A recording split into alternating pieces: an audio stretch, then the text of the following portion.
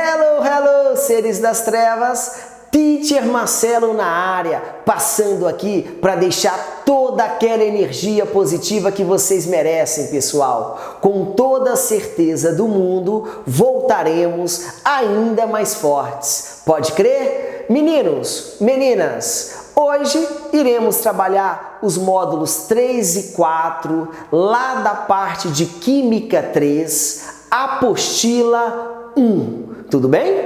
Abordaremos a definição de ácido de arrênios e as principais classificações. Pode crer, pessoal? Então vamos lá, ó. Apostila aberta, caderninho na mão, lápis, borracha e caneta e bora lá, pessoal! Sempre quando eu me refiro a essas funções inorgânicas, eu vou associar exclusivamente as 4 principais. Nós iremos trabalhar ao longo da programação sobre os ácidos, as bases, tudo bem? Os sais e os óxidos. Na aulinha de hoje, iremos começar com a definição de ácidos. Essa definição de ácido foi proposta por Arrhenius em 1887 aproximadamente. O jovenzinho fala assim, ó: ácidos, substância que em meio aquoso, sempre quando eu me refiro meio aquoso, eu vou pensar em água, ioniza-se.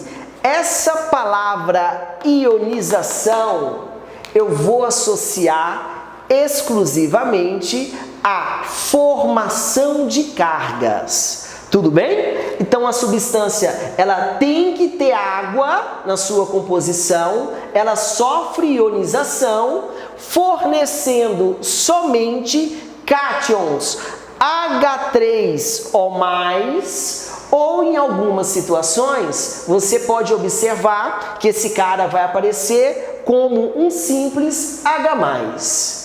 Pessoal, olha esse conceito de arrênios. Se você observar com muita atenção, ele acaba sendo um conceito mais limitado.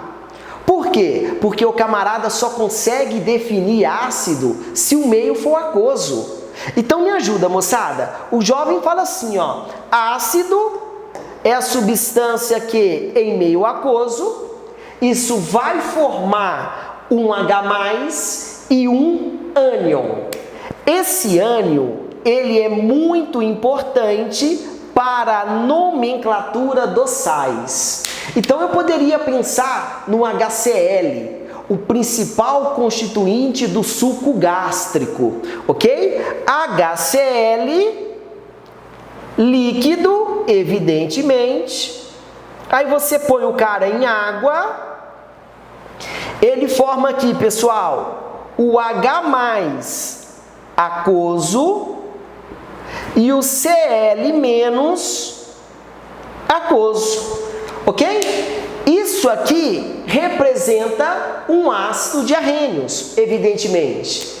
Eu poderia representar essa equação assim, ou eu poderia representá-la assim, ó. Eu vou pensar aqui, então, no HCl líquido, isso reage com água. Isso aqui vai formar, galera, o H3O+ aquoso mais o Cl- aquoso. Pessoas, me ajuda aí. Sempre quando eu me refiro a esse H3O+, eu vou escrever aqui, ó, íon hidrônio ou hidroxônio. Combinado, moçada? Ficou claro essa primeira parte da aula que a gente pensa no conceito de arrênios? Substância que em meio aquoso fornece H3O+ como único cátion. O teacher colocou aqui também, pessoas, as características dos ácidos. Eu listei 3 principais características. A primeira característica, todo ácido tem esse sabor de azedo. Mas, teacher, eu tenho que tomar ácido sulfúrico para eu observar essa situação? Evidentemente que não. Quando eu falo nos ácidos, eu posso pensar, associar as frutas cítricas, tipo limão, laranja, entre outras. Você observa que nessas frutas, necessariamente, aparece esse sabor azedo, ok? A segunda característica é a mais importante. O jovem fala assim, ó, em meio aquoso, conduzem corrente elétrica. Isso aqui vai conduzir corrente elétrica por causa desse processo de ionização, formação de cargas. E isso aqui, quando eu falo que o ácido em meio aquoso, ele conduz corrente elétrica, pessoas, é o conceito de eletrólito. A gente vai observar mais para frente que todo ácido necessariamente é um eletrólito. Teacher, o que seria um eletrólito? Uma substância que em meio aquoso sofre o processo de ionização ou dissociação e vai conduzir corrente elétrica. No decorrer das aulas, a gente vai associar os ácidos assim, ó. Quanto mais ele conduz corrente elétrica, mais forte é esse ácido. Combinado, moçada? E a terceira característica dos ácidos, pessoal, eu vou falar assim, ó. Na presença de carbonato ou bicarbonato, mais para frente a gente pode chamar esse ânion de monohidrogeno carbonato, produzem CO2. Esse exemplo, ele é bastante utilizado quando eu penso em fermento.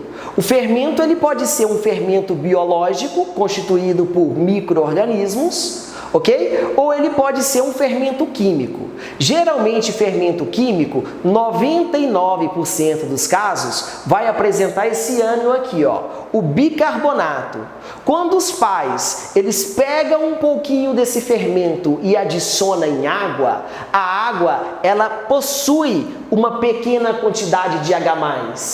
Então, se a água potável, ela possui uma pequena quantidade de H+, você observa a liberação de um gás. E esse gás, necessariamente, é quem? É o CO2. Combinado, moçada? Belezeira? Pessoal, vamos falar um pouquinho a respeito da classificação dos ácidos. Convém ressaltar que toda vez que eu me refiro a essa palavrinha ácidos, eu vou pensar em uma substância que, em meio aquoso, libera H3 ou H+, com um único cátion. Agora, pensa comigo, se a substância vai necessariamente liberar H3 ou mais, que é a mesma coisa que H+, com um único cátion, eu posso concluir que todo ácido de arrênios tem que começar com hidrogênio. Se você observar um composto inorgânico, tudo bem? Todo composto inorgânico que começa com hidrogênio, exceto a água, eu posso concluir que é um ácido de arrênios. Combinado? Então fica essa dica. Ácido de arrênios, exceto a água, começa com hidrogênio. Então tá bom. Na primeira classificação dos ácidos, nós iremos classificá-los a respeito da quantidade de elemento químico presente. Se tiver 2 elementos químicos, o jovem é um binário. Se aparecer 3 elementos químicos, o jovem é um ternário. Você vai observar que quando eu tenho um ácido com 3 elementos químicos, necessariamente ele começa com hidrogênio, possivelmente ele vai ter oxigênio na molécula, na maioria das vezes, e depois vai ser um ametal. Então me ajuda, moçada. Exemplo de compostos binários. Eu poderia citar o ácido clorídrico, hidrogênio e cloro. Eu poderia citar o ácido iodídrico, hidrogênio e iodo, e eu poderia citar também o ácido sulfídrico. Isso aqui eu tenho hidrogênio e enxofre. Combinado, pessoal? Quando eu penso em um ácido ternário, eu posso citar o ácido hipocloroso. Observa que eu tenho hidrogênio, cloro e oxigênio. Eu poderia citar o ácido sulfuroso. Observa que aqui eu tenho, galera, ó, hidrogênio, enxofre e oxigênio. E eu poderia citar também o ácido nítrico. O ácido nítrico, eu tenho hidrogênio, nitrogênio e oxigênio. Na segunda classificação, iremos classificar os ácidos a respeito da presença ou ausência de oxigênio. Toda vez que eu tenho um ácido que não tem oxigênio na molécula, o nome desse cara é o quê? Ele vai ser um hidrácido, sem oxigênio. Combinado? Exemplos de hidrácidos. Eu poderia citar o ácido fluorídrico, utilizado na marcação de vidros. Eu poderia citar o ácido cianídrico, utilizado em câmara de gás. Esse ácido cianídrico, ele foi utilizado como arma química na Segunda Guerra Mundial. Esse ácido eliminou uma quantidade absurda de judeus. Como ele é muito volátil, você inala esse vaporzinho desse ácido, beleza? Questão de alguns minutos, a pessoa acaba tendo uma parada cardíaca e ela chega a óbito. Combinado, moçada? A título de curiosidade, o sarim, que a galera costuma chamá-lo de gás sarim, que na verdade não é um gás a temperatura ambiente, ele é um líquido em temperatura ambiente, ele também foi utilizado como arma química na Segunda Guerra Mundial, beleza? Eu poderia citar também, moçada, o ácido sulfídrico, aquele cheiro característico de ovo podre, beleza? Quando o ácido apresenta oxigênio na molécula, eu vou chamá-lo de oxiácido. Exemplo de oxiácido, eu posso citar o ácido carbônico, contribui bastante para a chuva ácida. A gente vai falar um pouquinho de chuva ácida mais para frente. Eu poderia citar também o ácido sulfúrico, que também contribui para a chuva ácida. Esse ácido sulfúrico, ele é utilizado na síntese de fertilizante, ele está presente em bateria de automóvel. Combinado, moçada? E eu posso citar também o ácido fosfórico, H3PO4, utilizado como acidulante em bebidas, principalmente o que? Refrigerante. Combinado? Beleza, amiguinhos? Na terceira classificação, iremos classificá-los a respeito da volatilidade. Quando eu falo assim, ó, que eu tenho um ácido volátil, o que significa ser volátil? Se eu falo, por exemplo, álcool, temperatura de ebulição 78 graus Celsius. Água, temperatura de ebulição 100 graus Celsius. Você concorda que o álcool ele passa para o estado gasoso mais facilmente que a água? Beleza? Tudo bem? Então eu posso falar que o álcool ele é mais volátil que a água. Agora, se eu penso no álcool, temperatura de ebulição 78 graus Celsius, e se eu penso no éter, temperatura de ebulição 33 graus Celsius, aproximadamente. Nesse caso, nessa situação, o éter ele vai ser muito mais volátil que o álcool. Combina comigo? Concorda comigo? Pessoal, quando então eu classifico a respeito da volatilidade, o teacher vai dar uma dica. Grande parte dos ácidos, eles são voláteis, beleza? A minoria é o que? Fixo. Quando eu falo que um ácido é fixo, em média, ele vai ter uma temperatura de ebulição acima de 150 graus Celsius. Combinado? Então é muito mais fácil a gente gravar quem é fixo, ok? Se você pensa num exemplo que não se encontra nos fixos, esse cara só pode ser volátil.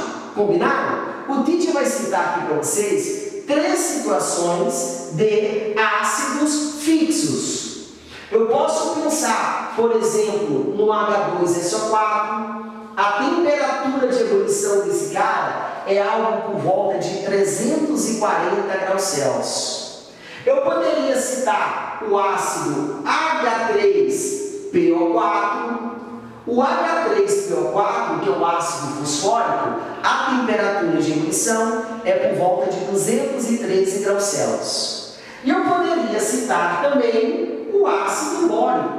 O ácido bórico, a temperatura de ebulição desse ácido é algo por volta de 185 graus Celsius. Pensando agora, moçada, nos ácidos voláteis, eu vou colocar os principais, tudo bem? Eu vou colocar aqui o ácido sulfídrico, odor característico de ovo podre. Eu posso pensar no ácido cianídrico, utilizado como arma química extremamente volátil. Eu poderia pensar no ácido clorídrico, eu poderia pensar no ácido nítrico e eu poderia pensar também no ácido fluorídrico. Esses 5, moçada, fazem parte da dica do teacher. Você pode ter certeza que nos ácidos voláteis, se aparecer algo, vai aparecer algo em torno desses 5 e de repente eu iria acrescentar também o ácido acético.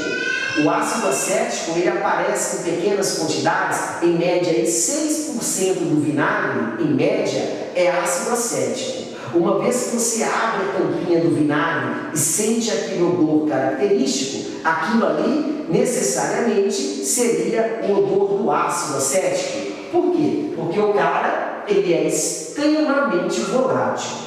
Tudo bem, pessoal? Nessa última parte da aula, iremos falar um pouquinho a respeito da quantidade de hidrogênio ionizável.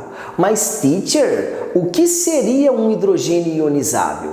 O hidrogênio ionizável, uma vez que você identifica o composto como sendo um ácido de arrênios, é aquele hidrogênio que, em meio aquoso, ele vai desprender na forma de H3 ou mais. Isso seria um hidrogênio ionizável, beleza? Convém ressaltar que nesse primeiro momento nós iremos apenas identificar um monoácido, é quando eu tenho um único hidrogênio ionizável.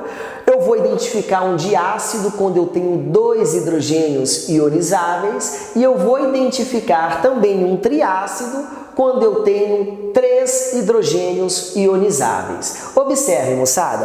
Exemplo de monoácido, eu posso citar o HCl, eu poderia citar o HI e eu poderia citar também o HClO, entre outros exemplos. Observa que nessa situação eu tenho um único átomo de hidrogênio por molécula. Combinado? Quando eu tenho um diácido, moçada, eu tenho que ter necessariamente 2 átomos de hidrogênio por molécula. Então eu poderia pensar, por exemplo, no ácido carbônico, no ácido sulfúrico, no ácido sulfuroso, entre outros. Observa que nessa situação eu tenho 2 átomos de hidrogênio por molécula, beleza? Pensando em um triácido, eu tenho que ter 3 átomos de hidrogênio ionizáveis por molécula. O que vem na minha cabeça? H3PO4 e H3BO3. Pessoal, observa que nesses 2 exemplos nós temos 3 átomos de hidrogênio por molécula.